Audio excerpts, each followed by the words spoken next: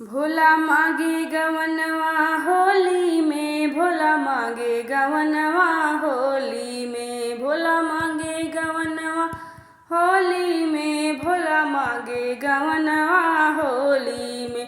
पहला संदेशा ब्रह्मा जी का आया, ब्रह्मा जी का आया वेद वाले का आया, ब्रह्मा जी का आया वेद वाले का आया।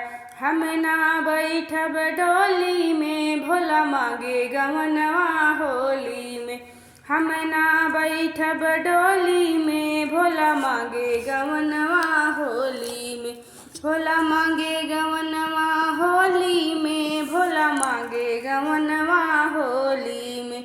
दूसरा संदेशा विष्णु जी का आया, दूसरा संदेशा विष्णु जी का आया, विष्णु जी का आया चक्रधारी का आया, विष्णु जी का आया चक्रधारी का आया।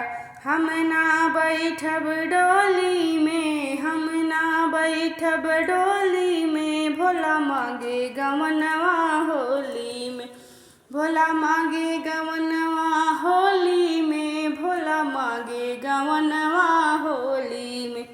तीसरा संदेशा राम जी का आया, तीसरा संदेशा राम जी का आया, राम जी का आया धनुषधारी का आया, राम जी का आया धनुषधारी का आया।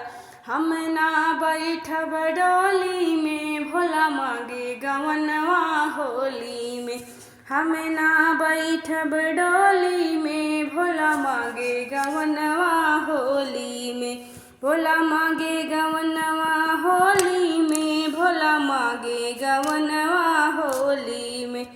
चौथा बुलावा कान्हा जी का आया, चौथा बुलावा कान्हा जी का आया, कान्हा जी का आया मुरली वाले का आया।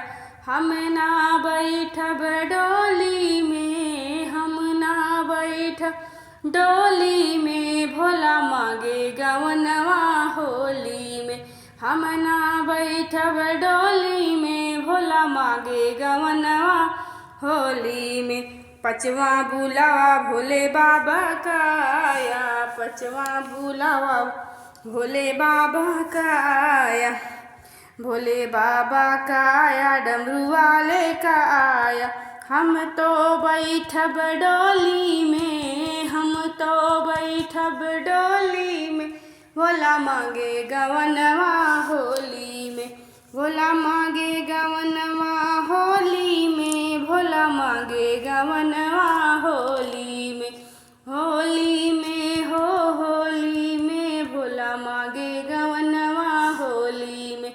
होली है।